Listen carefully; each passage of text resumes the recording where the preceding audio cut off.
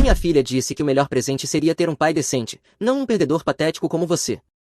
Minha esposa concordou, então eu devolvi o carro. Fiz ela se mudar e dei entrada no divórcio. O que fiz em seguida deixou as duas desesperadas. Ei, Reddit, minha filha disse isso no aniversário dela depois de zombar do presente que eu comprei para ela. Você me humilhou na frente dos meus amigos, ela disse, e minha esposa apenas assentiu, como se eu fosse o irracional. Então eu ensinei às duas uma lição que elas nunca vão esquecer. Meu nome é Jacob, 54 anos, homem, morando em Traverse City, Michigan. Fui mecânico toda a minha vida adulta, 31 anos de nós dos dedos arrebentados, poeira de freio nos pulmões e aquele cheiro de óleo de motor que não sai, não importa o quanto você esfregue. Hoje eu tenho minha própria oficina, Sheridan Otto, 6 boxes e uma reputação de trabalho honesto. O nome dela é Paige, minha filha, a menina que eu costumava carregar nos ombros em feiras do condado porque queria ver por cima da multidão, a menina que chorou na minha camisa quando o primeiro namorado terminou com ela. Eu fiquei ali dando tapinhas nas costas dela como um idiota, dizendo que ela merecia algo melhor. Aparentemente, ela concordou com essa última parte um pouco demais. 26 anos. Eu a criei desde que ela era uma batata gritante enrolada num cobertor, troquei fraldas, paguei o aparelho dentário, ensinei ela a dirigir num estacionamento atrás do Kroger aos sábados, quando a mãe dela estava ocupada demais fazendo as unhas. E foi isso que eu recebi, na frente dos amigos dela, no aniversário dela, enquanto um carro de $32 mil estava parado na garagem com um laço em cima que me levou 20 minutos para amarrar. A festa foi ideia da Paige. Ela queria algo grande para o aniversário de 26 anos, uma festa no quintal com os amigos, um noivo e decoração suficiente para fazer os vizinhos acharem que tínhamos perdido o juízo. Minha esposa, Colleen, cuidou do planejamento. Eu cuidei da conta. Foi assim que funcionou por 28 anos de casamento. Passei a semana antes da festa pendurando luzes pelo quintal, montando mesas, carregando cadeiras do lugar de aluguel, porque a Paige insistiu que móveis de plástico de jardim eram cafonas. Quando os primeiros convidados chegaram, eu já estava cansado, mas sorri, apertei mãos, fiz conversa fiada com pessoas que eu mal conhecia e esperei o momento certo para revelar o presente. Eu vinha planejando o carro havia meses. O Honda velho da Paige estava nas últimas, queimando óleo e fazendo barulhos que me mantinham acordado à noite, preocupado que ela ficasse parada em alguma estrada secundária. Um Mazda CX-30, confiável, seguro, econômico, eu testei 3 deles antes de escolher o que tinha as melhores classificações de segurança. Ainda consegui na cor favorita dela, aquele azul escuro que ela sempre apontava quando passávamos pela concessionária. O olhar no rosto dela quando viu não foi de decepção, foi de nojo. Um Mazda, ela disse alto o suficiente para todo mundo ouvir. Pai, sério? Eu pude sentir o clima mudar inteiro. Cerca de 20 pessoas, de repente muito interessadas na mesa de aperitivos. O noivo dela, um cara chamado Chester que vendia seguros, ficou ali com os braços cruzados, como se estivesse assistindo a um espetáculo. É 0 km, eu disse, $32 mil, as melhores classificações de segurança, 4 anos de garantia. É um Mazda, ela repetiu, como se eu tivesse entregado uma bicicleta com uma roda faltando. Você sabe que eu queria uma BMW, nós conversamos sobre isso, a mãe te mostrou as que eu gostei. Essas começavam em 55 mil, Paige. Então você tem uma empresa, eu olhei para minha filha, então olhei de verdade para as mechas caras no cabelo dela, a bolsa de grife pendurada no ombro, o anel de noivado que os pais do Chester provavelmente pagaram. Por que aquele garoto não conseguiria comprar um anel caro só com a própria comissão?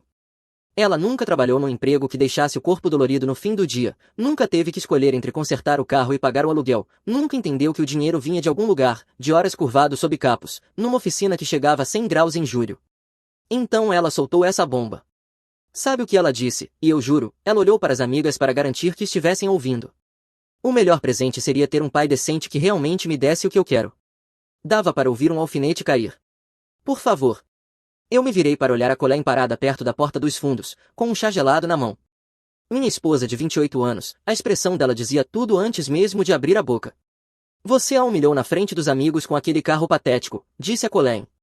O que você esperava? Eu assenti uma vez, não porque concordasse, mas porque finalmente entendi algo que eu vinha sendo teimoso demais para ver por anos. Eu não era mais marido nem pai, eu era um caixa eletrônico compulso. Tudo bem, eu disse. A expressão da Paige mudou. Ela esperava uma discussão, esperava que eu ficasse na defensiva, talvez pedisse desculpas, com certeza, dado o jeito que sempre fui. Eu tirei o laço do Mazda, amassei e joguei no lixo ao lado da garagem. Depois entrei no carro e fui embora, sem gritos, apenas o ronco suave do motor. Meu irmão mora a 20 minutos fora da cidade, numa casa que ele mesmo construiu ao longo de 3 verões, quando ainda era casado. O casamento não durou, mas a casa sim.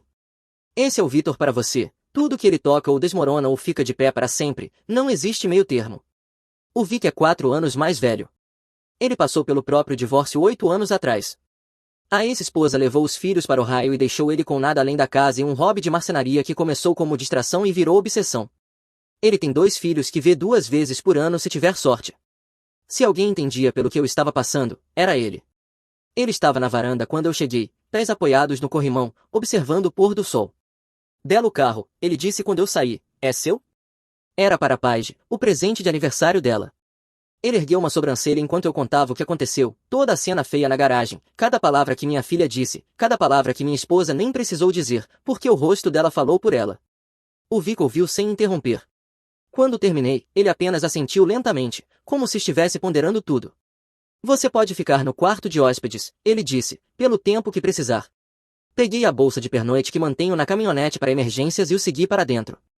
O quarto de hóspedes era pequeno, mais limpo, cama de solteiro, paredes nuas, uma janela que dava para a mata atrás da propriedade dele. Sentei na beira do colchão e fiquei olhando para minhas mãos por um longo tempo, graxa sob as unhas, cicatrizes nos nós dos dedos, calos permanentes que nunca desapareceram. Essas mãos reconstruíram transmissões, trocaram correntes de comando, economizaram milhares de dólares para clientes ao identificar problemas cedo. Essas mãos também construíram uma casa na árvore para Paige quando ela tinha 7 anos, ensinaram ela a arremessar uma bola de beisebol quando tinha 9, ajudaram ela a se mudar para o primeiro apartamento quando tinha 22. Aparentemente, nada disso valia tanto quanto um logotipo alemão no capô. Na manhã seguinte, dirigi o Mazda de volta à concessionária. O vendedor que tinha me atendido, um rapaz chamado Dennis, que passou uma hora garantindo que eu conseguisse exatamente o que queria, pareceu confuso quando entrei. Está tudo bem com o veículo, Sr. Sheridan? O veículo está ótimo, eu disse, a situação é que mudou. Preciso vender de volta. Ele fez uma careta. Concessionárias não fazem devoluções de carros novos, todo mundo sabe disso, mas elas compram veículos, e um Mazda com 3 dias de uso e 47 milhas rodadas estava o mais próximo possível de estoque novo sem ainda tirar o plástico. Danny chamou o gerente, um cara para quem eu tinha feito serviço de freios alguns anos antes. Conversamos sobre valores, eles me ofereceram 26 mil. Eu contra-argumentei com 28. Fechamos em 27, o que significou que eu engoli cerca de 7 mil depois de impostos e taxas em um carro que mal tinha saído do pátio. Lição cara, mas mais barata do que uma vida inteira de ressentimento. Assinei a papelada, observei eles processarem o cheque e saí com a carteira mais leve e a cabeça mais clara. O Vic estava me esperando quando voltei, sentado na oficina dele, com serragem na flanela e uma cadeira de balanço pela metade entre os joelhos. Devolvi, eu disse. Bom. Ele não levantou os olhos do lixamento. E agora? Eu vinha me fazendo a mesma pergunta a manhã toda. Meu telefone tinha 25 chamadas perdidas, uma mistura de Colleen e Paige. Eu não ouvi nenhuma mensagem de voz. Não precisava. Eu sabia como seria. Você está exagerando, você está sendo dramático, você está fazendo isso ser sobre você. Vou procurar um advogado, eu disse. O Vic parou de lixar e olhou para mim pela primeira vez. Divórcio. 28 anos de casamento. E ela chamou um presente de 32 mil dólares de patético. Ela não apenas ficou do lado da Paige, ela tacou junto, na frente de todo mundo. Ele pousou a lixa e limpou as mãos no jeans. Você tem certeza disso, não é só raiva? Estou com raiva, eu admiti, mas também estou pensando com clareza. Vika assentiu. Eu conheço um cara, o mesmo que eu usei. Ele escreveu um nome e um número num pedaço de madeira e me entregou. Leonard, Traverse City. Liguei no dia seguinte e marquei uma consulta para o fim da semana. A recepcionista perguntou se era um caso contestado ou não contestado. Eu disse que, honestamente, ainda não sabia, mas tinha a sensação de que não seria amigável. O escritório de advocacia ficava num centro comercial, entre um salão de unhas e uma lanchonete, nada impressionante. O homem em si combinava com o escritório, por volta dos 60 e tantos anos, barba grisalha, óculos de leitura apoiados no nariz. Fale-me sobre seus bens, ele disse depois de cobrirmos o básico. Eu expliquei tudo. A casa comprada 22 anos atrás, quitada 9 anos antes do prazo porque eu fazia horas extras sempre que podia. A oficina, que construí do zero, com um empréstimo para a pequena empresa que quitei completamente 8 anos atrás. 2 veículos, contas de aposentadoria, uma conta poupança que eu vinha construindo discretamente há anos sem contar a Colleen, porque ela tratava dinheiro como se crescesse em árvores. Leonard fez anotações, fez perguntas, emitiu sons que podiam ser aprovação ou preocupação. Quando terminei, ele se recostou na cadeira e me examinou. Michigan é um estado de divisão equitativa, ele disse, não de comunhão total de bens. O tribunal divide os ativos com base no que é justo, não necessariamente 50 a 50. O que isso significa para mim? Significa que podemos argumentar que os bens que você trouxe para o casamento, os bens que você construiu de forma independente, devem pesar a seu favor. Seu negócio, por exemplo. A contribuição da sua esposa para esse negócio seria avaliada. Ela nunca pisou na minha oficina, exceto para reclamar do cheiro. Ele quase sorriu. Documente tudo. Quanto mais registros você tiver, melhor será sua posição. Eu vinha documentando tudo havia anos, sem nem perceber. Declarações de imposto, recibos do negócio, registros de manutenção de cada veículo que tivemos. Sou mecânico, papelada é metade do trabalho. Cada reparo é registrado, cada peça tem recibo, cada hora é anotada. Naquele fim de semana, o Vic me ajudou a tirar o resto das minhas coisas da casa. A Colleen não estava em casa. O carro da Paige estava na garagem, embora o velho Honda que eu tanto me preocupava ainda estivesse lá, queimando óleo, ainda fazendo barulhos. O Vic pegou um reboque emprestado de um amigo e nós o carregamos. Com tudo que era claramente meu, ferramentas da garagem. A coleção que eu vinha montando desde meu primeiro emprego, aos 17 anos, a poltrona reclinável que meu pai tinha me deixado, couro gasto e molas rangendo, sem valor para ninguém além de mim, caixas de fotografias de antes do casamento. Fizemos 3 viagens. A primeira foi a mais fácil, as coisas que a Colleen não notaria que estavam faltando. A segunda foi mais difícil, itens com história compartilhada, pelos quais eu tive de decidir se valia a pena lutar. A terceira foi só eu, caminhando pela casa uma última vez. A garagem foi o que mais me atingiu. Eu tinha passado centenas de horas naquele espaço, ensinando a Paige a trocar o óleo, reconstruindo carburadores em projetos de fim de semana, simplesmente existindo em um lugar que parecia meu. A bancada de trabalho estava coberta de ferramentas que eu deixaria para trás, grandes demais para mover, integradas demais à casa para levar sem briga. Você está bem? Perguntou o Vic quando eu saí. Vou ficar. Você está mesmo fazendo isso? Disse o Vic enquanto prendíamos a última carga. Sim. Ele bateu no meu ombro. Já era hora. Os papéis do divórcio foram protocolados na segunda-feira seguinte. Eu mandei entregarem na casa sabendo que a Colleen estaria lá. O oficial de justiça me ligou depois para confirmar a entrega, a voz totalmente neutra. Ela pareceu surpresa, ele disse. Aposto que sim. A reação da Colleen veio 3 dias depois, quando ela apareceu na casa do Vic sem avisar. Eu estava na garagem ajudando ele a terminar a cadeira de balanço quando o carro dela entrou na garagem. O motor estava funcionando mal, eu conseguia ouvir a batida a uns 6 metros de distância. Provavelmente precisava de velas novas e de uma limpeza nos injetores de combustível, mas isso não era mais problema meu. Ela saiu do carro parecendo que não dormia havia dias, cabelo bagunçado, maquiagem borrada, aquele tipo de desleixo que a Colleen normalmente nunca deixaria ninguém ver. Por um segundo, só um segundo, senti algo parecido com culpa. Então me lembrei do olhar no rosto dela quando chamou um presente de $32.000 de patético. Você entrou com um pedido de divórcio, ela disse, não como pergunta. Sim. Sem nem falar comigo antes. Conversar exige 2 pessoas que realmente queiram ouvir. Você deixou bem claro de que lado estava. Ela cruzou os braços, o movimento defensivo de sempre. Você está jogando fora 28 anos por causa de uma noite ruim. Eu larguei a chave de fenda que estava segurando e dei a ela toda a minha atenção. Uma noite ruim, Colleen? Não foi uma noite ruim. Foram 28 anos sendo dado como garantido, coroado por você chamar meu presente de patético e nossa filha desejar ter um pai diferente na frente de todo mundo no aniversário dela. Ela não quis dizer assim. Então como ela quis dizer? Perguntei. Ela não teve resposta. O Vic tinha desaparecido silenciosamente para dentro da casa, nos dando espaço. Eu quero a casa, ela disse por fim. Pais de Chester vão se casar na próxima primavera. Precisamos do espaço para o casamento. Eu quase ri. Aparecer para negociar imóvel quando os papéis do divórcio nem tinham secado ainda exigia muita audácia. Leonarvos está cuidando de tudo isso, eu disse. Faça seu advogado ligar para ele. Leonarvos, os olhos dela se estreitaram. Você está usando o advogado do divórcio do Victor? Sim. Jacob, isso é loucura, nós podemos resolver isso. Você só está chateado.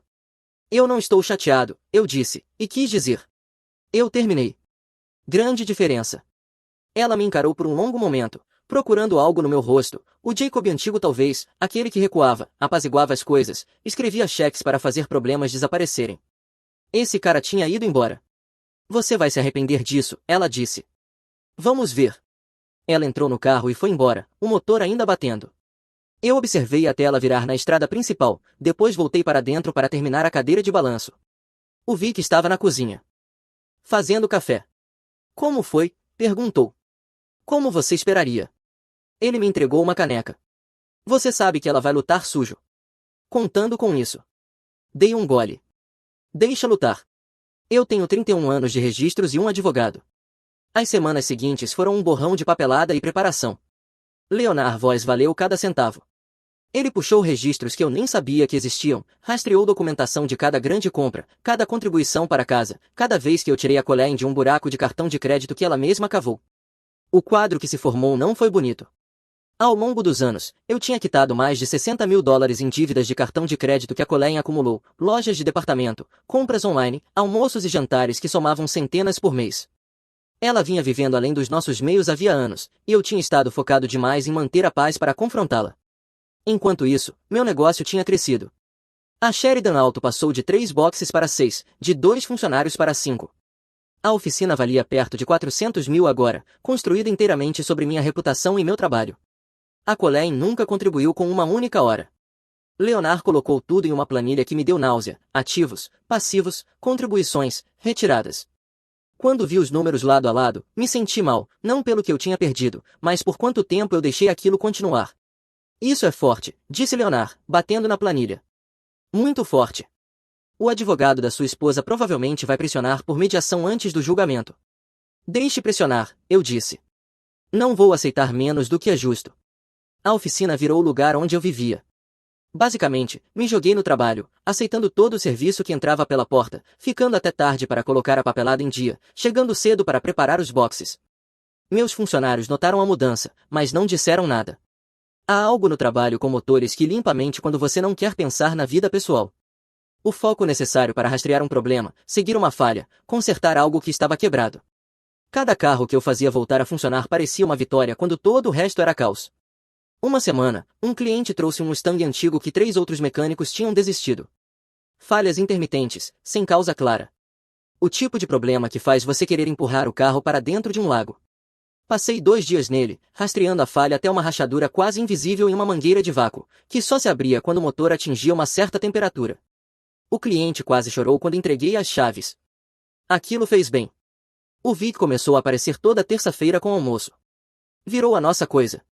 Ele chegava por volta do meio-dia com sanduíches da delicatessen da rua de baixo, e nós comíamos no meu escritório enquanto ele me contava sobre o projeto mais recente de marcenaria e eu o atualizava sobre o divórcio.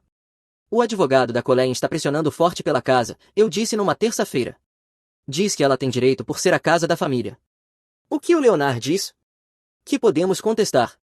A hipoteca foi quitada com a minha renda. O nome dela está na escritura, mas ela nunca colocou um centavo nos pagamentos. O Vic assentiu. Você ainda tem registros de tudo isso? Cada cheque, cada extrato bancário, cada confirmação de pagamento ao longo de 22 anos. Ele sorriu. Esse é meu irmão. A Paige entrou em contato 1 mês depois do início do processo. Não foi uma ligação, nem uma visita. Uma mensagem de texto, 4 palavras. A culpa é sua. Minha culpa. Eu trabalhei semanas de 60 horas para dar a ela tudo o que queria, paguei a faculdade quando ela desistiu depois de 2 anos, paguei o apartamento quando ela não conseguia pagar o aluguel, paguei o carro, o seguro, o tratamento dentário. A matemática não fechava, mas a sensação de direito nunca fecha. Não respondi à mensagem. A mediação aconteceu no fim de outubro, numa sala de conferências em um prédio comercial no centro. Tudo vidro e cromo. A Colleen apareceu com a advogada dela, uma mulher bem vestida chamada Elaine, que parecia cobrar 500 por hora só para fazer contato visual. Leonard e eu sentamos em frente a elas. O mediador, um juiz aposentado chamado Franklin, sentou-se na cabeceira da mesa como se estivesse comandando um programa de auditório muito entediante. A Colleen queria casa, metade da minha aposentadoria e pensão alimentícia.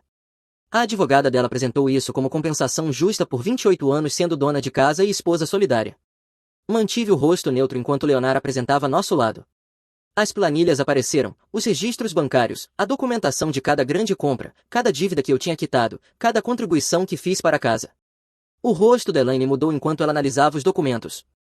Claramente ela esperava uma história diferente daquela que os números mostravam. Dava para vê-la praticamente repensando toda a estratégia. Meu cliente construiu o negócio do zero, disse Leonard com calma. Ele quitou a casa da família com a renda desse negócio. Cobriu mais de 60 mil dólares em dívidas de cartão de crédito acumuladas pela senhora Sheridan ao longo dos anos. A ideia de que ele agora deve entregar metade de tudo a alguém que não contribuiu financeiramente com nada é, francamente, insultante. O rosto da Colleen ficou vermelho. Eu criei nossa filha enquanto ele trabalhava. Paige tem 26 anos, respondeu Leonard. Ela não precisa ser criada há quase uma década. O que a senhora contribuiu desde então? O mediador pediu um intervalo. Saímos para o corredor e o Leonard me puxou de lado. Eles vão voltar com algo mais razoável, ele disse. A Elaine sabe que o caso dela acabou de sofrer um golpe. O que você acha que eles vão oferecer? Provavelmente a casa em troca de abrir mão da pensão, talvez uma parte menor da aposentadoria. Pensei nisso. A casa onde vivi por 22 anos.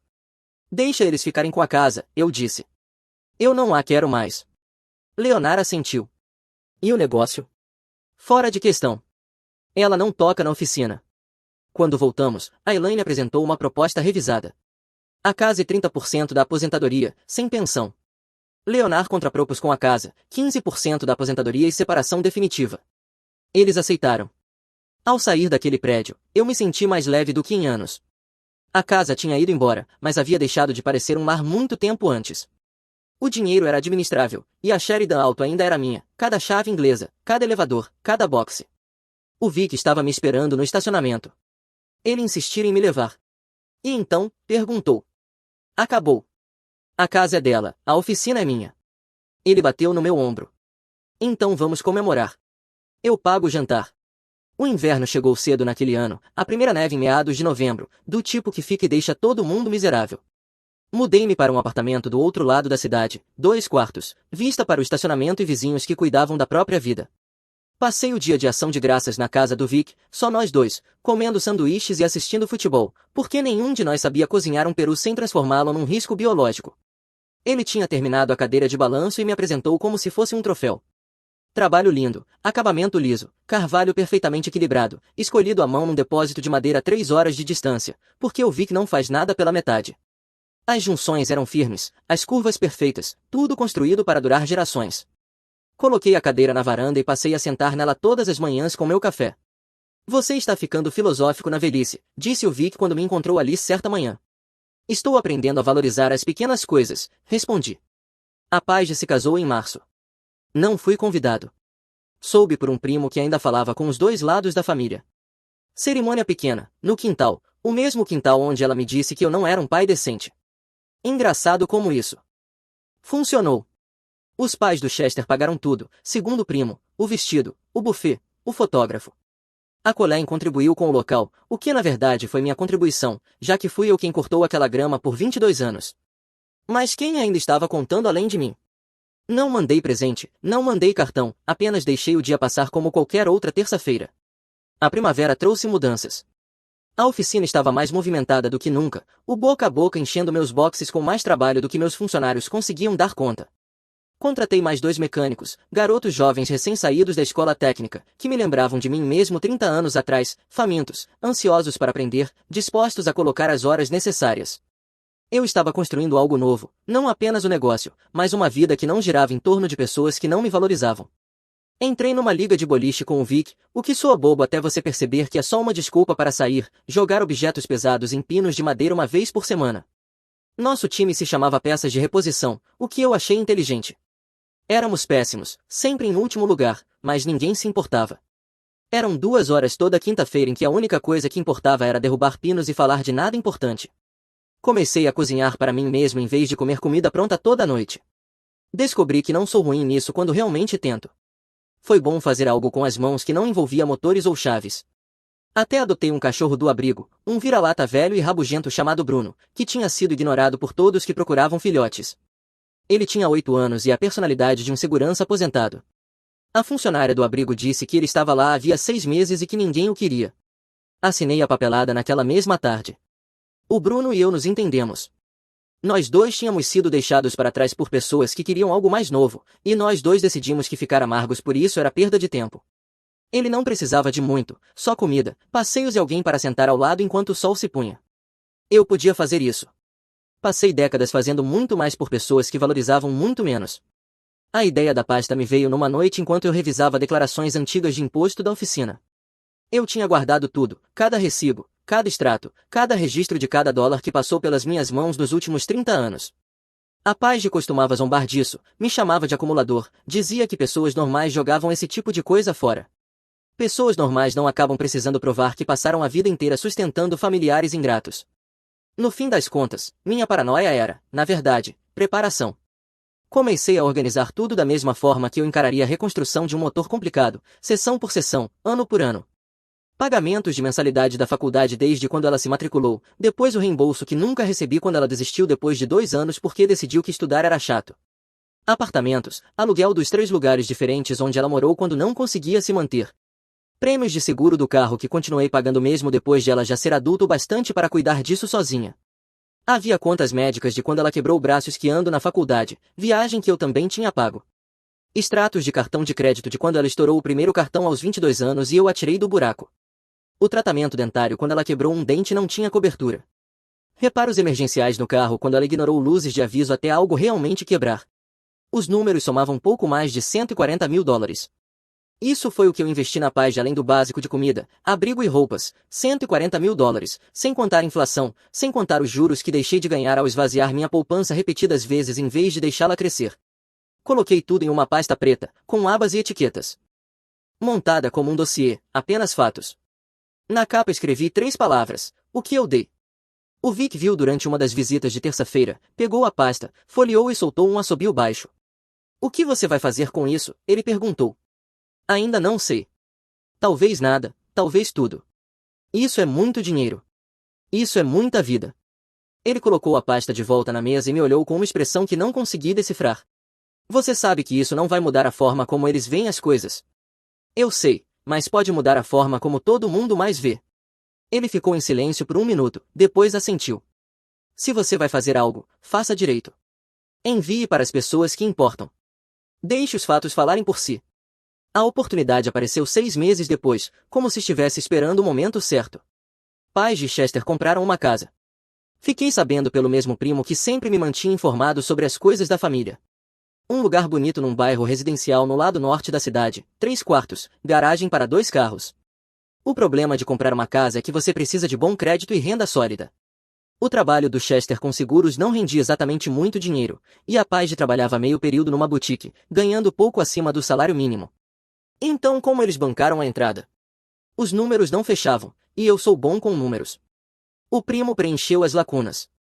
A Colleen tinha feito um empréstimo com garantia no valor da casa, a casa que eu tinha dado a ela, e usado o dinheiro para ajudar Paige e Chester com a entrada, 40 mil dólares, emprestados contra um patrimônio que eu construí com 30 anos de trabalho em motores e horas extras. A mesma casa que eu quitei antes do prazo. A mesma casa da qual eu abri mão para manter a paz. Agora financiando outra geração de direito adquirido. Eu não deveria ter ficado surpreso, mas ouvir isso em voz alta, ouvir que meu trabalho tinha sido transformado em presente para a filha que desejou publicamente ter outro pai, algo dentro de mim simplesmente ficou silencioso. O Vic percebeu a mudança quando apareceu naquela terça-feira. Você está com aquele olhar, ele disse, largando o sanduíche. Que olhar? Aquele que você faz pouco antes de fazer algo muito inteligente ou muito estúpido. Ele me estudou por 1 segundo, depois assentiu. Seja o que for que você esteja planejando, só garanta que consiga viver com isso depois. Essa era a única regra. Eu podia viver com isso. Essa era a diferença. Passei 28 anos engolindo palavras e vivendo com escolhas que não fiz. Essa seria a minha. Fiz cópias de tudo da pasta, 27 páginas de documentação, mais uma carta de apresentação explicando o que cada seção mostrava. Depois enviei para os 2 únicos endereços que importavam, a irmã da Colleen, que sempre pareceu entender meu lado das coisas, e os pais do Chester, que aparentemente achavam que tinham criado um filho autossuficiente que estava se casando com uma mulher autossuficiente. Não incluí endereço de retorno, não incluí pedido de simpatia nem de compreensão, apenas os fatos expostos com clareza, deixando que cada um tirasse suas próprias conclusões. A partir daí, espalhou-se como as coisas se espalham em cidades pequenas. Alguém conta para alguém, que conta para outro alguém, e em menos de uma semana metade do condado conhece sua vida. As coisas começaram a desmoronar. Em menos de uma semana, os pais do Chester ligaram para Paige querendo explicações. Por que eles tinham ouvido que o Jacob pagou a faculdade dela, o apartamento, o carro?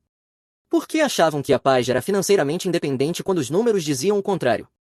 Eles ajudaram a pagar a casa do filho apenas para descobrir que a nora vinha com muito mais bagagem do que o anunciado. As conversas não foram agradáveis. A mãe do Chester, pelo que ouvi, usou a palavra enganados mais de uma vez.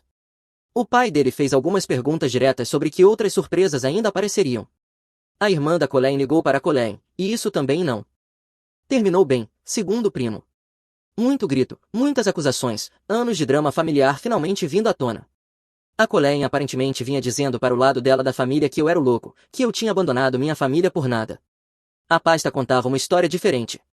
A irmã dela começou a fazer perguntas que a Colleen não queria responder. O Chester também começou a fazer perguntas que a Paige não queria responder. O primo disse que havia tensão, brigas, longos silêncios se estendendo por noites inteiras. A lua de mel dos recém-casados tinha acabado, substituída pelo que acontece quando você percebe que seu parceiro vem com mais passado do que você imaginava. Os pais do Chester aparentemente pressionaram por terapia de casal. A Paige teria dito para eles se meterem menos, e isso correu exatamente como se pode imaginar. Eu soube de tudo isso de segunda mão, pela rede de fofocas da família. Não procurei ninguém, não me vangloriei, não fiz nada que parecesse esfregar na cara. A questão sobre fatos é que eles não precisam que você os defenda. Você os coloca lá fora e deixa as pessoas fazerem as contas. A Colleen podia distorcer a história que quisesse, mas não podia discutir com extratos bancários. A Paige podia dizer o dia inteiro que era independente, mas os recibos diziam outra coisa. A Colleen tentou entrar em contato uma vez. Deixei cair na caixa postal. A mensagem foi curta. Espero que você esteja feliz com o que fez. Eu estava, genuinamente. O confronto aconteceu num domingo à noite, no fim do outono. Eu estava na varanda com o Bruno quando um carro entrou no meu conjunto de apartamentos. O carro da Paige, o mesmo Honda com o qual eu me preocupava havia anos, de alguma forma ainda funcionando.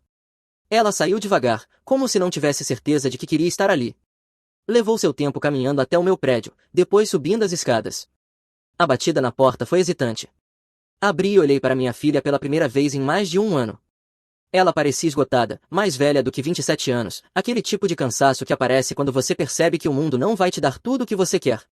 Posso entrar? Ela perguntou. A varanda está bom. Sentamos ali, ela na cadeira extra, eu na cadeira de balanço que o Vic tinha feito. O Bruno cheirou ela uma vez, decidiu que ela não valia o esforço e voltou para a cama dele perto da porta de correr. Os pais do Chester nem falam mais com a gente, ela disse. Eles estão furiosos. Acham que eu menti sobre tudo. Você mentiu? Ela desviou da pergunta. Eles não precisavam saber de todas aquelas coisas antigas. O passado é o que construiu o seu presente. Você acha que aquela entrada veio do nada? Aquela casa que sua mãe hipotecou, eu paguei com estas mãos. Cada dólar que ela te deu começou comigo. Você não precisava contar tudo para todo mundo.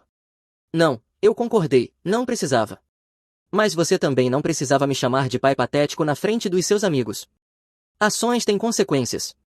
Isso é algo que você já deveria ter aprendido há muito tempo. Ela me encarou e, por um segundo, eu vi a criança que tinha caído da bicicleta e corrido até mim com os joelhos sangrando, a garota que confiava em mim para consertar tudo. Eu sinto muito, ela disse. Eu sei que isso não conserta nada, mas sinto muito. Desculpa pelo que aconteceu ou desculpa por ter sido descoberta? A pergunta ficou no ar. Ela não teve uma resposta rápida, e isso me disse tudo. Eu quero consertar isso, ela disse por fim. Eu quero meu pai de volta. Balancei devagar na cadeira. Sabe o que é engraçado? Eu disse. Eu nunca fui embora. Você me expulsou. Você e sua mãe, paradas naquela garagem, deixando claro que nada do que eu fizesse jamais seria suficiente. Eu te dei 26 anos da minha vida e você jogou isso de volta na minha cara porque eu comprei a marca errada de carro. Eu fui estúpida, fui mimada, eu entendo isso agora. Você entende mesmo? Porque existe uma diferença entre saber algo e realmente compreender. Você pode saber que machucou alguém sem entender por que isso importava. Ela enxugou os olhos. O que você quer que eu faça? Só me diga e eu faço. Olhei direto para ela. Está vendo? Esse é todo o problema. Você quer que eu te entregue um roteiro, te diga como agir para que tudo volte a ser como era. Mas como era você pegando e eu dando até não sobrar mais nada. E depois? Se você quer consertar isso, conquiste. Não apareça só com um pedido de desculpas esperando que tudo fique bem. Comece a ser alguém que entende o valor do que jogou fora. Quando você conseguir olhar nos meus olhos e me dizer o que realmente mudou, não apenas do que você se arrepende, talvez a gente converse. E mesmo assim, eu não faço promessas. Eu não vou ficar parado esperando enquanto você decide se eu valho o esforço. Agora eu estou me colocando em primeiro lugar. Se isso for difícil demais para você, ali está a porta. Ela ficou sentada ali por um tempo, processando tudo. Eu podia ver que ela queria argumentar, queria reagir, mas segurou a língua. Talvez finalmente tivesse aprendido que a atitude não ia ganhar essa disputa. Eu vou tentar, ela disse baixinho. Tentar é um começo. Ela foi embora alguns minutos depois, cabeça baixa, sem abraço, sem grandes promessas, nenhuma daquelas cenas dramáticas de reconciliação que eu meio que esperava. Apenas caminhou até o carro e foi embora. O motor ainda soava ruim. Provavelmente continuaria assim até ela aprender a cuidar das coisas sozinha. O Bruno voltou, deitou aos meus pés. Cocei atrás das orelhas dele e observei o resto da luz do dia desaparecer. Eu não sabia se a Paige realmente iria seguir em frente, não sabia se ela tinha dentro de si a capacidade de mudar do jeito que consertar as coisas de verdade exige. Mas isso agora era com ela, não comigo. Minha esposa postou uma semana fora com meu melhor amigo enquanto nossa filha de 7 anos estava no pronto-socorro. No fim das contas, o tal melhor amigo era meu meio-irmão, então eu tomei minha vingança brutal. 2 dias depois, eles ligaram em pânico. Ei, Reddit. Então, minha esposa postou uma foto de vivendo minha melhor vida exatamente no momento em que eu mais precisava dela, e foi aí que comecei a reunir provas. A febre bateu na manhã de terça-feira por volta das 6 horas. Minha filha Ava acordou com os olhos vidrados e quente ao toque. Peguei o termômetro, 104,1. Situação de pronto-socorro, enquanto minha esposa Cordélia já estava vestida, chaves na mão. Ela está queimando de febre, eu disse, levantando o termômetro. Cordélia lançou um olhar rápido, uma mão na bolsa. Crianças têm febre, dê um remédio e deixe ela descansar. Eu vou levá-la ao pronto-socorro. Você está exagerando, ela disse, checando o celular. Tenho afazeres, volto mais tarde. Quanto mais tarde? Ela não respondeu, apenas pegou uma garrafa de água da geladeira e foi para a porta, e então ela se foi. Levei Ava no colo escada abaixo, enrolada no cobertor, coloquei-a no carro e dirigi até o Seattle Children's. A sala de espera do pronto-socorro tinha aquele cheiro de desinfetante e a iluminação superior que faz todo mundo parecer que está fazendo teste para um filme de zumbi. Ava se encostou em mim, quieta e pequena. Nos chamaram depois de 20 minutos.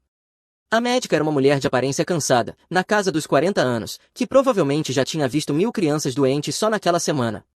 Ela examinou a garganta da Ava, ouviu o peito, mediu a temperatura de novo, agora marcando 104,2. Ela está desidratada, vamos iniciar fluidos intravenosos. Uma enfermeira entrou e conseguiu o acesso na segunda tentativa. Ava não chorou, apenas observou com os olhos vidrados enquanto o soro começava a pingar. A médica digitava anotações em um tablet enquanto explicava indicadores de desidratação, lábios secos, diminuição da urina, letargia, todas as caixas que a Ava marcava. A enfermeira colocou um manguito pediátrico de pressão arterial e registrou os sinais vitais a cada 15 minutos, protocolo padrão para casos de febre alta, ela disse, fazendo soar rotineiro. Nada parecia rotineiro quando é seu filho ligado a máquinas. Infecção viral. Os fluidos vão ajudar a baixar a febre. Vamos monitorá-la por 1 hora e então você pode levá-la para casa com instruções. Observe se os sintomas piorarem, se a febre permanecer acima de 103 após a medicação ou se ela parar de beber líquidos, traga-a de volta imediatamente. 1 hora depois, retiraram o acesso e imprimiram os papéis de alta com o carimbo de data e hora do diagnóstico, administração de fluidos intravenosos e instruções de dosagem. Dobrei tudo e coloquei no bolso do casaco, isso importaria depois. Por volta do meio-dia, meu telefone vibrou com uma notificação de rede social. Cordélia tinha postado. A foto a mostrava em um resort à beira-mar, cabelo perfeito, óculos escuros refletindo palmeiras. A legenda dizia, 1 semana fora com meu melhor amigo homem, finalmente tirando um tempo para mim. Marcação de local, Cannon Beach, Oregon. E ali, entre as curtidas, Nate, meu meio-irmão, claro.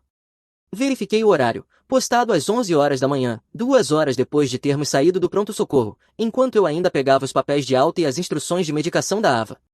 Ela estava encenando fotos com bebidas com guarda-chuvinhas e vista para o oceano.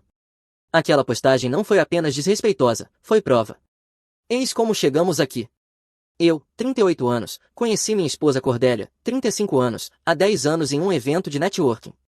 Ela trabalhava em recursos humanos no centro, tinha uma energia confiante que preenchia uma sala. O casamento foi bom no começo. Compramos a casa em Kirkland com o quintal que Cordélia queria. Ava chegou 2 anos. Depois, Cordélia largou o emprego para ficar em casa. Então, em algum ponto por volta do 5º ano, as coisas mudaram. Mais tempo no telefone, estúdio de yoga 3 noites por semana, novos amigos que eu nunca conheci. Começou a falar sobre precisar de espaço, de se reencontrar, tudo virou autocuidado, a menos que envolvesse cuidado de verdade. A planilha de orçamento que eu mantinha mostrava $400 por mês em roupas de treino usadas uma vez, mais $300 em caixas de assinatura que ela abria e ignorava. Quando eu mencionava, ela desviava para como eu não entendia o que a maternidade lhe custava. Parei de mencionar.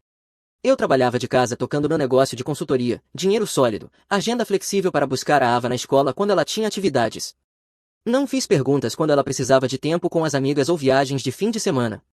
Achei que casamento exigia espaço para respirar, achei que confiança era dar espaço às pessoas.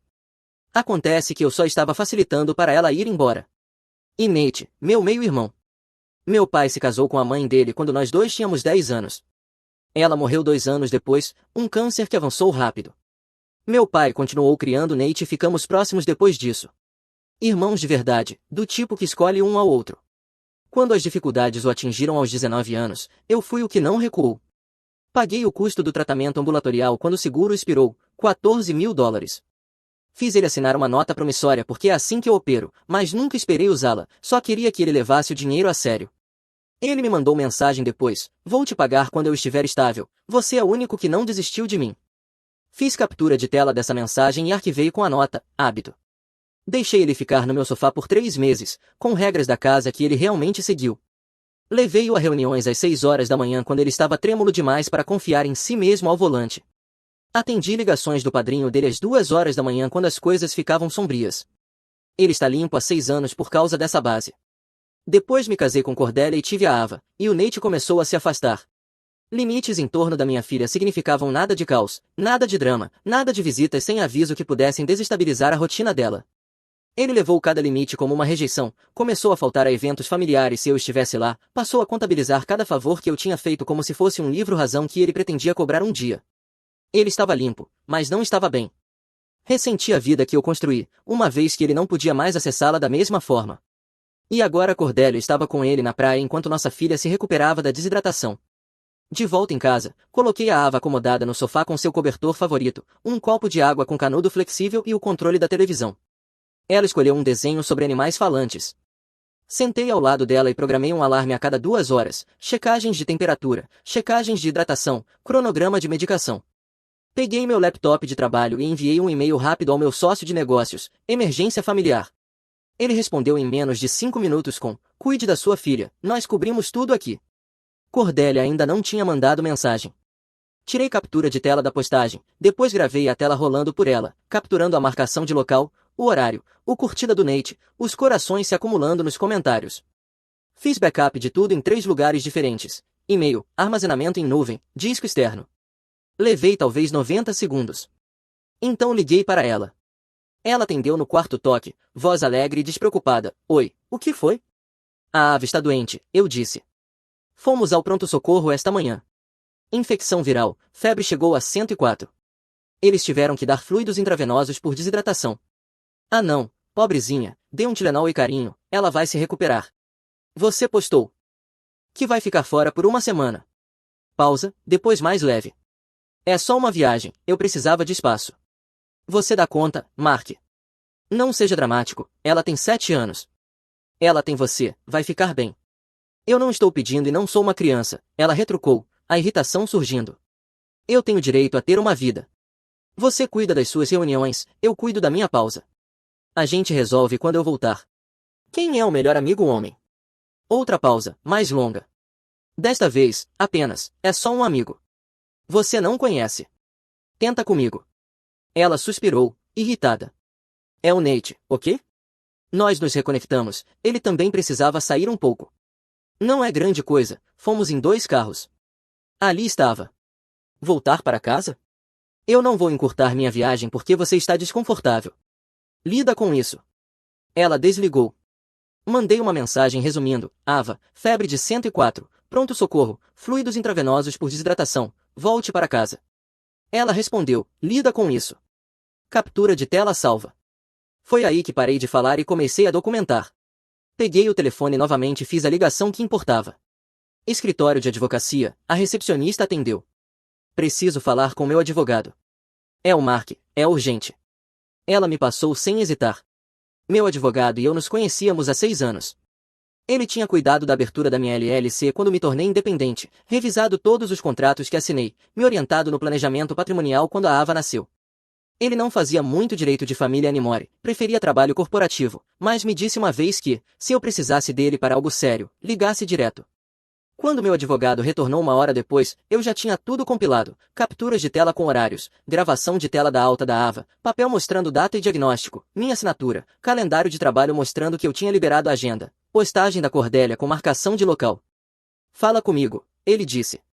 Expliquei tudo. Esposa postou, foi embora por 1 semana, criança doente, visita ao pronto-socorro sozinho com fluidos intravenosos, esposa se recusa a voltar, o melhor amigo homem é meu meio-irmão.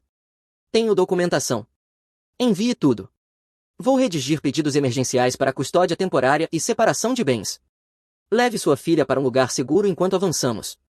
Preciso dos papéis diante de um juiz até amanhã de manhã. Amanhã de manhã. O relógio estava correndo. Minha tia Maggie mora a 15 minutos. Faça hoje, terei os papéis prontos até esta noite. Mais uma coisa, eu disse. Meu meio-irmão.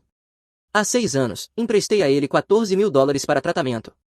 Nota promissória assinada, mensagens reconhecendo a dívida, registros de transferência bancária. Ele nunca pagou 1 centavo. Meu advogado fez uma pausa. Você quer entrar com isso também? Quero que ele seja citado na mesma semana que ela. Envie a documentação. Vou redigir uma ação civil até quinta-feira. Liguei para Maggie. Ela atendeu com o caos controlado de sempre ao fundo, crianças gritando sobre de quem era a vez no Xbox. A Ava está doente, a Cordélia foi embora, postou online com o Nate. Estou entrando com processo.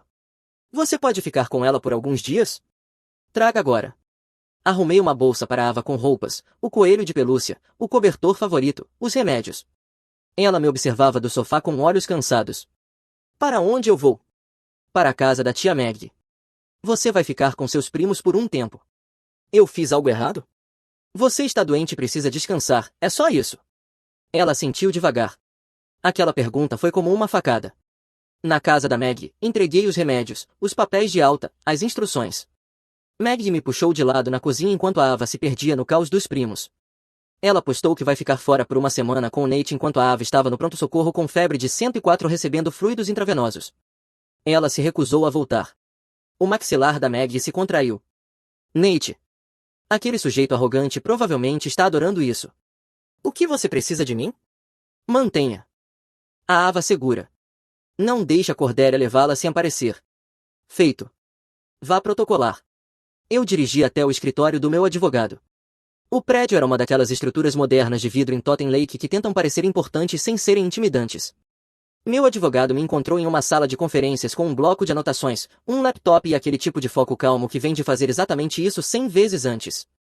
Mostre o que você tem, ele disse.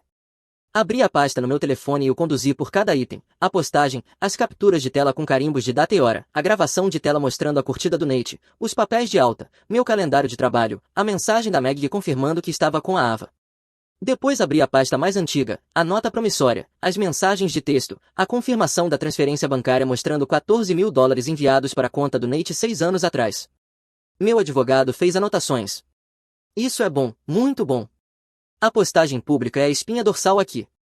Ela não apenas foi embora, ela anunciou isso. A documentação médica mostra que você estava lidando com uma emergência real, e a documentação do empréstimo está limpa, nota assinada, reconhecimento da dívida, prova da transferência. Ele não pode alegar que foi um presente. Qual é o próximo passo? Entramos com um pedido de custódia temporária emergencial com base em abandono e colocação em risco, criança de 7 anos com doença documentada, mãe fora do estado se recusando a voltar, pai tomando ação protetiva imediata. Em seguida, entramos com a separação de bens. A ação civil contra seu meio-irmão sai na quinta-feira, acima de 10 mil vai para o Tribunal Superior, não é pequenas causas. Ele vai precisar de um advogado ou vai afundar. Ele digitava enquanto falava, redigindo as petições. A assistente entrou com formulários que precisavam de assinatura. Assinei onde indicado, rubriquei os campos, datei tudo. A assistente autenticou cada documento. Todo o processo levou 90 minutos. Vou precisar da localização dela para a citação. Onde é o resort? Cannon Beach, marcação de local da postagem dela. Perfeito. Aqui está a sequência. Vou organizar uma tentativa de citação primeiro na sua residência. Quando isso falhar, nós a citamos no resort para confirmar que ela estava exatamente onde disse que estaria. Agimos rápido antes que ela possa apagar a postagem ou alegar que era uma piada. Seu meio-irmão será citado no endereço registrado dele na quinta ou sexta-feira. Ele me entregou uma pasta com cópias. Mantenha isso seguro. Não entre em contato com a Cordélia, não entre em contato com o Nate. Deixe os papéis falarem. No estacionamento, enviei a ele o endereço do resort que encontrei pesquisando a marcação de local. Levei 2 minutos para identificar a propriedade. Ele respondeu imediatamente que um oficial de citação já estava sendo enviado. Na manhã de quarta-feira, meu advogado ligou às 8h30. O juiz assinou durante a noite, assinou a ordem parte de custódia temporária emergencial. Você tem isso por escrito. Estou enviando agora por e-mail a ordem assinada. Abri no meu telefone, selo oficial do tribunal, assinatura do juiz. Custódia primária temporária concedida a mim, com efeito imediato, pendente de audiência completa. Visitação da Cordélia suspensa até revisão formal. A ordem estava valendo. O que eu faço com isso? Entregue cópias a qualquer pessoa que precise aplicá-la. Secretaria da escola, Meg, mantenha uma cópia no carro. Isso protege a Ava até a audiência. Imprimi 2 cópias na papelaria e levei uma à escola da Ava, entregando-a à mulher do escritório principal. Esta é uma ordem de custódia temporária, eu disse. Apenas eu posso buscar a Ava até novo aviso. Minha tia Meg está na lista de contatos de emergência se eu estiver indisponível, mas ela precisará apresentar documento. A mulher leu com atenção, fez uma cópia para os arquivos. Vamos sinalizar a conta dela, ninguém mais terá acesso. Levei a segunda cópia à casa da Meg. Ela leu parada na porta. Isso é bom, ela disse. Mantém ela segura enquanto tudo se resolve. Se a Cordélia aparecer aqui, eu te ligo imediatamente e mantenho a Ava dentro até você chegar ou a polícia. Obrigado, é isso que família faz. Passei as 2 horas seguintes fechando tudo, depósito direto movido para uma nova conta, senhas trocadas de serviços públicos, streaming, logins compartilhados, congelamento de crédito ativado, 60 dias de histórico de cartões capturados em tela, beneficiários do seguro de vida e do 401k alterados para um fundo em nome da Ava, Cordélia removida como contato de emergência nos formulários de trabalho, código da garagem e do alarme alterados, login do ringue atualizado para que ela não pudesse verificar as câmeras remotamente. Cada aba que eu fechava parecia trancar mais uma janela em uma casa que antes era segura. Por volta das 6h40 da noite de quarta-feira, meu telefone explodiu com uma mensagem da Cordélia. Algum homem acabou de aparecer no resort. Ele disse que tem papéis do seu advogado. O que está acontecendo? O oficial de citação a encontrou no resort, exatamente como a postagem dela dizia que ela estaria. Fiquei olhando para a mensagem. Esse era o momento que meu advogado tinha delineado, o momento em que a encenação terminava. Digitei, relaxa, é só o pedido de divórcio sendo entregue. Silenciei a conversa dela. Estacionei em uma cafeteria e esperei. Meu telefone explodiu com ligações, mensagens, recados de voz se acumulando. Deixei tudo virar ruído digital e pedi outro café. A barista perguntou se eu estava bem. Eu disse que, na verdade, estava tendo um ótimo dia. Ela pareceu confusa, mas pegou meu dinheiro. 20 minutos depois, chegou uma mensagem de um número desconhecido. Não faça isso, ela está estressada, ela não aguenta. Nate. A mesma energia dramática de sempre quando as consequências apareciam. Tirei uma captura de tela e enviei ao meu advogado sem comentário algum. Não respondi. Por volta das 7h15, meu telefone tocou, era o número do meu pai. O Nate ligou.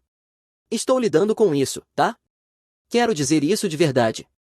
Foca na Ava, eu cuido dele. Meu pai já estava lidando com as besteiras do Nate havia dias, pelo visto. Obrigado, pai. Ele desligou, sem discursos, apenas a pressão reconhecida e redirecionada. Por volta das 8, meu advogado mandou mensagem, citada no resort, citação pessoal às 8h12 da tarde, confirmado que ela estava exatamente onde a postagem dizia. Está oficial. Fiz jantar para um. Na manhã de quinta-feira, por volta das 9h30, meu telefone tocou com a linha de fraude do banco.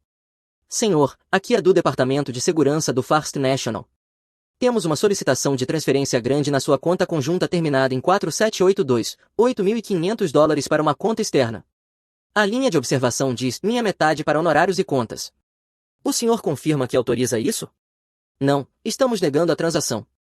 Sua conta foi sinalizada para monitoramento após sua solicitação de segurança de ontem. Enviaremos uma confirmação por escrito dentro de 24 horas. Enviei mensagem ao meu advogado, ela tentou transferir $8.500 esta manhã, a observação dizia minha metade para honorários e contas. O banco bloqueou. Ele respondeu, esperado. Pegue a confirmação por escrito. Isso vai para o processo. Na tarde de sexta-feira, meu advogado mandou mensagem, Nate citado às 2h15 da tarde. Ação civil de $14.000, mais juros e honorários legais. Ele tem 30 dias para responder. 2-0. Os dois agora com papéis nas mãos. Abri as imagens da câmera da garagem da noite anterior. O carro da Cordélia na entrada às 6h03 da tarde de quinta-feira. Ela saiu, caminhou até o teclado da porta lateral, tentou o código 2 vezes, código recusado nas duas. Depois ficou ali parada por talvez 20 segundos, olhando para o teclado, antes de voltar para o carro e ir embora. Não tentou arrombar, apenas verificou se ainda tinha acesso. O teste da sensação de direito. Salvei o vídeo e enviei ao meu advogado com horário e contexto. Por volta das 4, meu telefone tocou, número da Cordélia. Deixei ir para a caixa postal. Ela ligou de novo imediatamente, depois outra vez no quarto toque. Atendi. Marque, por favor. A voz dela estava crua, como se tivesse chorado por horas. Eu não consigo fazer isso, preciso voltar para casa. Preciso ver a Ava, por favor. Eu não disse nada. Eu cometi um erro, eu sei disso, me desculpa. Sinto muito mesmo. Eu não achei que você realmente iria, a voz dela quebrou. Por favor. A gente pode consertar isso. Só manda seu advogado parar. Diz para ele que foi tudo um mal-entendido. Não foi um mal-entendido. Eu voltei mais cedo, dirigi a noite toda. Estou tentando, por favor, Mark. Não faça isso comigo, não faça isso com a nossa família. Você fez isso. Eu cometi um erro, uma viagem. Uma viagem só, foi só isso. Você está destruindo tudo por causa de uma viagem. Ainda minimizando, ainda incapaz de admitir o que realmente tinha feito. Você deixou nossa filha no pronto-socorro recebendo fluidos intravenosos para poder passar uma semana na praia com meu meio-irmão. Isso não foi um erro, foi uma escolha. Silêncio do outro lado. Depois, mais baixo, o que você quer de mim? Nada. Você já me deu tudo o que eu precisava. Por favor, fala comigo cara a cara, me deixe explicar. Fala com meu advogado. Eu desliguei. Ela ligou mais 2 vezes. Não atendi. Ela deixou mensagens de voz. Apaguei sem ouvir. Por volta das 8 daquela noite, chegou uma mensagem, eu estou implorando, por favor. Digitei uma única linha, você sabe o número dele. Depois bloqueei o número dela e desliguei o telefone. Fiquei em silêncio. Eles começaram a ligar como se o cabelo estivesse pegando fogo. A linha do tempo se escreveu sozinha depois disso. Terça-feira, visita ao pronto-socorro enquanto ela postava da praia. Quarta-feira, ordem Sparte assinada, Cordélia citada no resort. Quinta-feira, transferência bancária bloqueada. Sexta-feira, Nate citado com a ação civil. Código da garagem recusado, ligação desesperada da Cordélia. Cada incidente documentado, cada horário salvo, cada violação catalogada. Meu advogado configurou o aplicativo de coparentalidade determinado pelo tribunal. Naquele fim de semana, toda a comunicação tinha que passar por ele. Sem ligações, sem mensagens, sem aparecer sem aviso. Cada mensagem registrada com horário, cada notificação enviada automaticamente aos 2 advogados. Recebi a notificação no domingo de manhã. Cordélia tinha criado a conta. Primeira mensagem, precisamos falar sobre o horário da Ava. Respondi pelo aplicativo, coordene por meio do seu advogado. O recibo de leitura mostrou que ela tinha visto. Nenhuma resposta. 2 semanas depois, a escola ligou. A voz da diretora soava cautelosa. Senhor, tivemos um incidente esta tarde. Sua esposa chegou no horário da saída e tentou levar a Ava do prédio. Nós a informamos sobre a ordem de custódia arquivada. Ela se tornou insistente. Onde está a Ava? No meu escritório, ela está bem. Chamamos a segurança do campus, que entrou em contato com a polícia local como precaução. Um policial está aqui agora documentando o incidente. Sua esposa saiu quando o policial chegou. Estou há 10 minutos. Quando cheguei, um policial de patrulha estava preenchendo um relatório no escritório principal. A diretora me entregou uma cópia do registro do incidente, com horários. Cordélia chegou às 2h47 da tarde, exigiu a Ava, recusou-se a sair ao ser informada da ordem judicial. Segurança chamada às 2h53 da tarde. Polícia chegou às 3h01 da tarde. Cordélia saiu às 3h02 da tarde. O policial levantou os olhos da papelada. Senhor, preciso lhe explicar o que aconteceu. Sua ex-esposa alegou que havia um erro com a documentação e que tinha todo o direito de buscar a filha. Quando a diretor explicou que a ordem judicial era clara e estava arquivada, ela levantou a voz e começou a dizer que a escola não tinha autoridade para impedi-la de ficar com a própria filha. A diretora chamou a segurança quando ela se recusou a deixar o escritório. Eu cheguei quando ela ainda discutia com o segurança no corredor. Assim que viu meu uniforme, ela parou no meio da frase e foi embora. Não disse mais uma palavra. Ele me entregou um número de ocorrência em um cartão. Obrigado, eu disse. A Ava estava sentada no escritório da diretora com uma caixinha de suco, parecendo menor do que o normal. Ajoelhei-me à frente da cadeira dela. Você está bem, bichinho? A mamãe estava muito brava, ela disse. Ela falou que a escola estava errada e que eu devia ir com ela. Ela disse que é minha mãe e que ela decide. A escola fez exatamente o certo, e você também. Eu não queria deixá-la mais brava. Você não causou nada, eu disse. Você só seguiu as regras. Esse é o meu trabalho resolver, não o seu. No carro, enviei ao meu advogado o número do caso e uma foto do relatório do incidente. Ele ligou imediatamente. Perfeito. Isso entra no processo. Ela acabou de nos dar prova de que não vai cumprir ordens judiciais.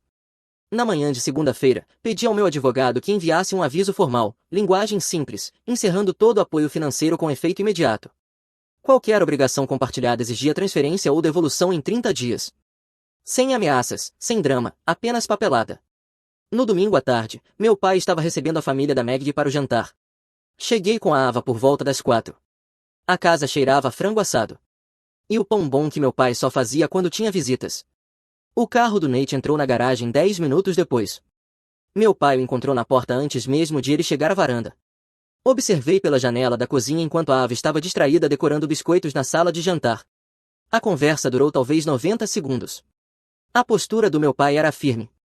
As mãos do Nate se moviam, gesticulando, tentando explicar. Meu pai balançou a cabeça uma vez e apontou de volta para a garagem. Nate ficou parado ali por um momento, depois virou e foi embora. Meu pai voltou para dentro, não disse nada, apenas se sentou à mesa e perguntou a Ava como tinha sido a semana dela na escola. Mais tarde, enquanto limpávamos tudo, ele me puxou de lado na cozinha. Ele tentou entrar, disse que só queria ver todo mundo. Eu disse não, obrigado. Ele fez as escolhas dele, você fez as suas. As suas protegeram sua filha. É isso que importa. Algumas semanas depois, a manhã de quinta-feira chegou com chuva e trânsito. Dirigi até o fórum sozinho. Meu advogado me encontrou do lado de fora com a pasta e sua calma habitual. Como você está se sentindo? Firme, bem. É disso que precisamos.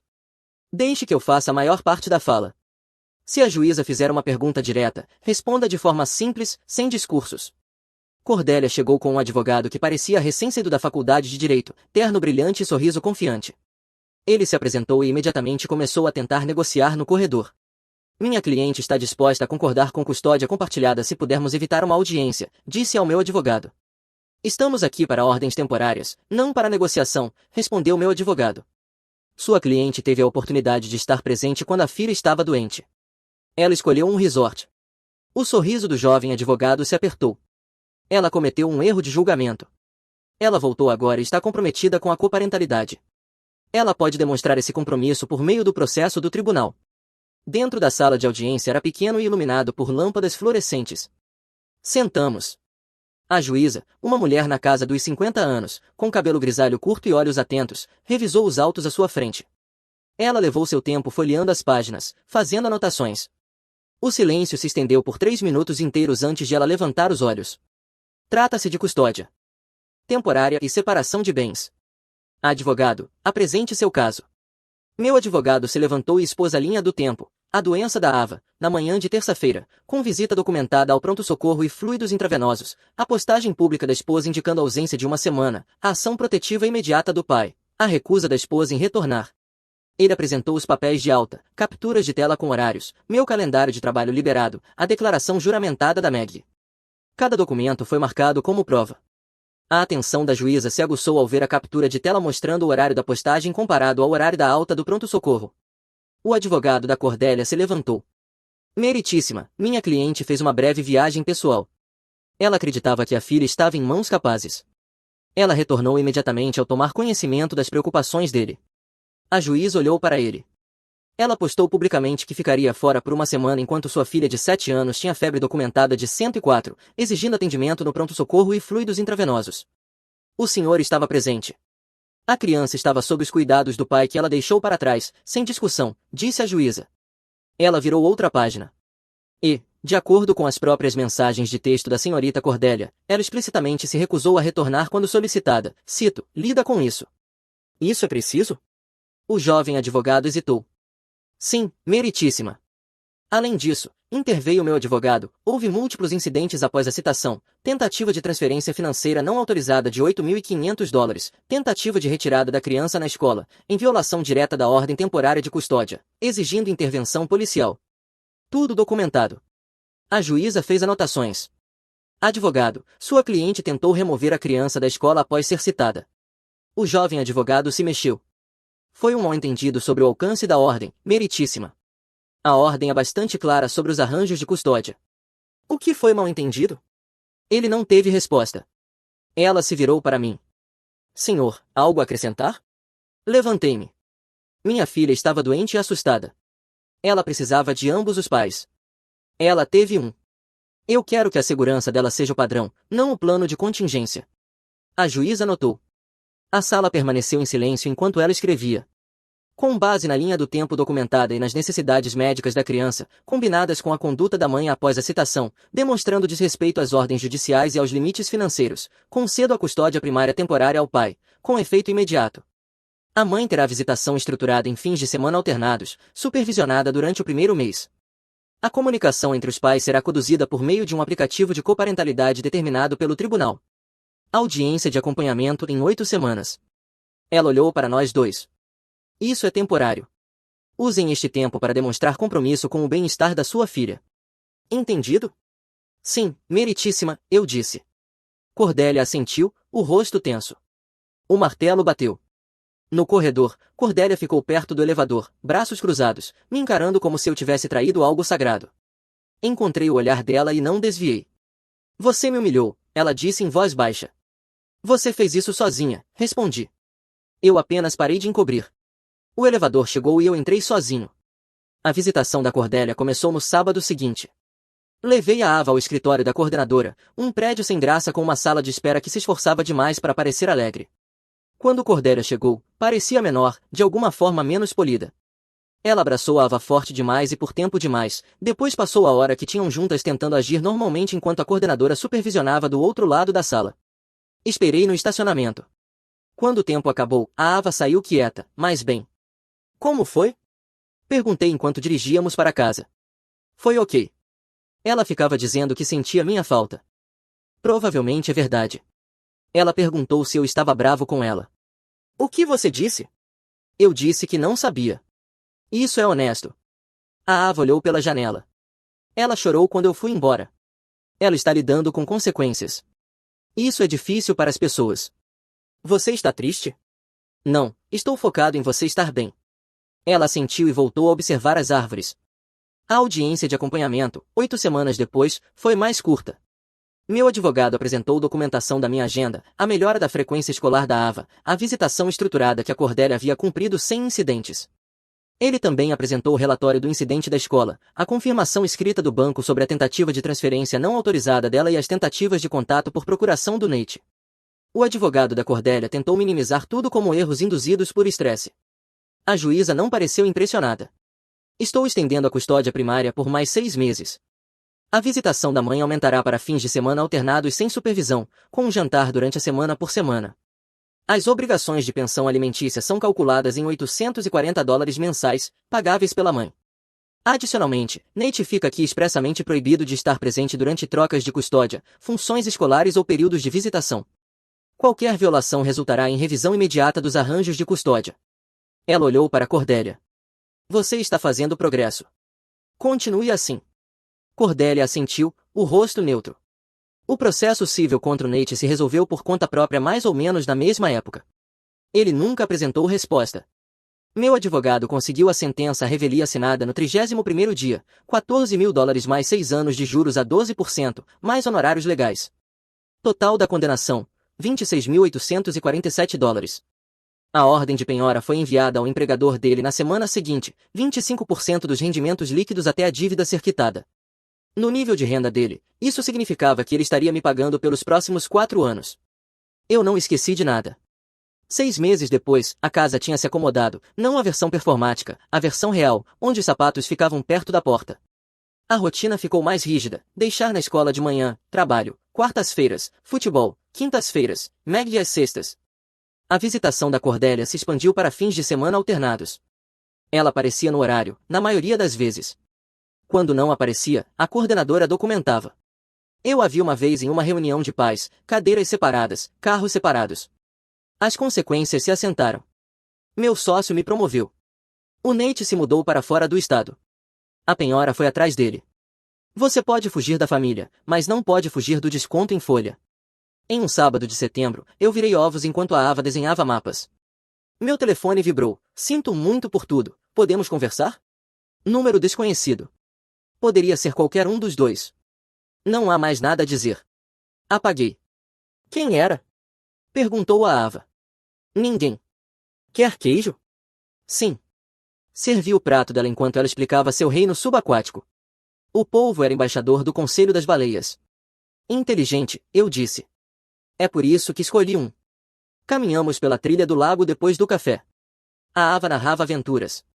Eu corrigi o caminho quando ela chegava perto demais da borda. Naquela noite, fiquei de pé no deck. Em algum lugar por aí, a Cordélia estava aprendendo que rotinas vencem intenções. Em outro lugar, o Nate estava vendo um quarto do salário desaparecer a cada 2 semanas.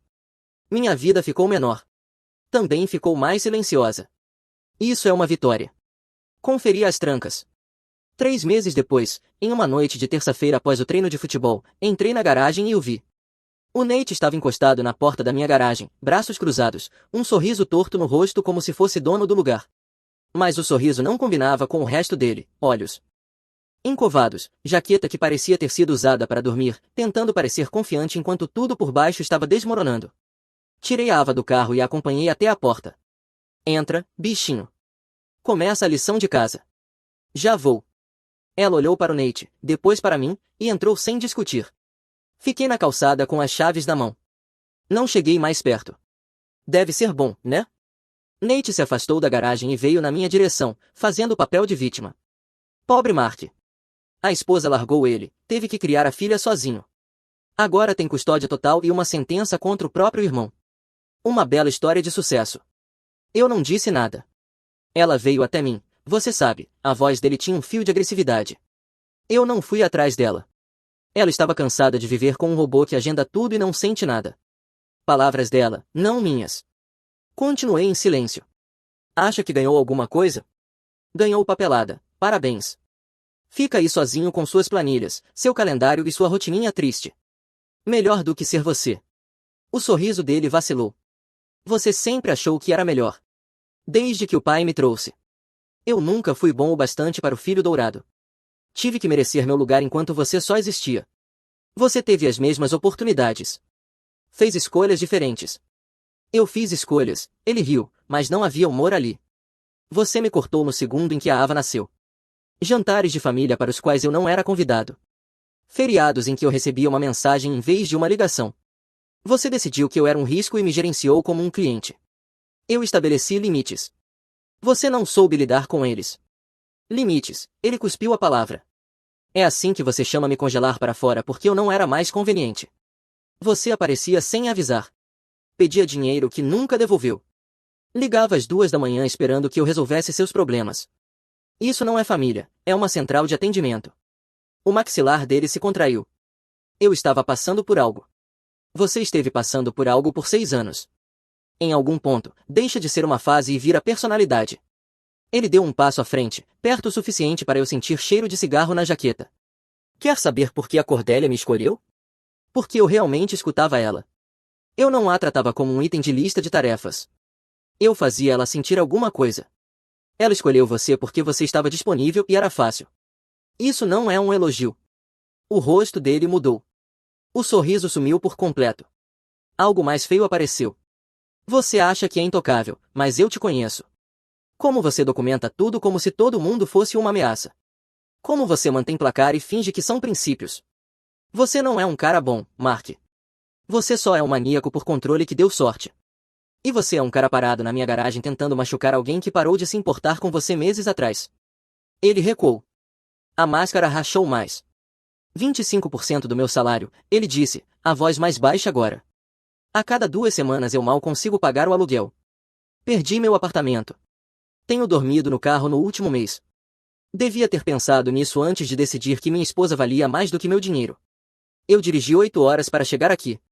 Não tenho mais para onde ir, liga para o seu padrinho. Liga para uma clínica. Não me liga. Eu não posso pagar. Isso não é problema meu. A energia de direito estava drenando dele. Os ombros caíram. As mãos começaram a tremer. Mark, por favor. Estou te pedindo. Preciso de um lugar para ficar, só por algumas semanas. Não. Nós crescemos juntos. Quando o pai me acolheu, eu estava lá. Isso tem que valer alguma coisa. Você apareceu quando era conveniente, quando havia algo a ganhar, quando a casa do pai tinha comida melhor do que onde você estava caindo. Isso não é família, é logística. Eu nunca pedi nada disso, ele disse. Minha mãe morreu. Eu tinha 12 anos. O que eu deveria fazer? Crescer, como todo mundo tem que crescer. A voz dele falhou. Você vai mesmo fazer isso depois de tudo? Depois de tudo, eu disse, é. Exatamente por isso que estou fazendo isso. Ele me encarou como se eu tivesse trocado de idioma, como se a matemática não estivesse fechando do jeito que ele tinha ensaiado na cabeça. Na viagem até aqui eu estava limpo, ele disse baixo. 6 anos limpo. Eu fiz o trabalho. Você fez, e depois jogou fora para me ferir. Eu não joguei nada fora. Eu ainda estou limpo. Então por que você está aqui? Ele não teve resposta. Não volte mais, eu disse. Passei por ele, destranquei a porta e entrei. Tranquei atrás de mim. Não olhei pela janela para ver se ele foi embora. Não acendi a luz da varanda. A Ava estava à mesa da cozinha com a folha de matemática, mastigando a borracha do lápis. Quem era? Ela perguntou. Ninguém importante. Quer ajuda nesse problema? Sim, esse aqui está confuso. Puxei uma cadeira e mostrei como dividir em etapas. Lá fora ouvi um motor ligar e ir embora. Não levantei os olhos. Mais tarde, depois que a Ava dormiu, sentei no sofá com o telefone. Escola às 7h45, reunião com cliente às 9, treino de futebol às 4, jantar com a Maggie e as crianças na sexta. Arquitetura simples, sem lacunas. Essa foi a parte em que eu fui embora. Eu já tinha ido.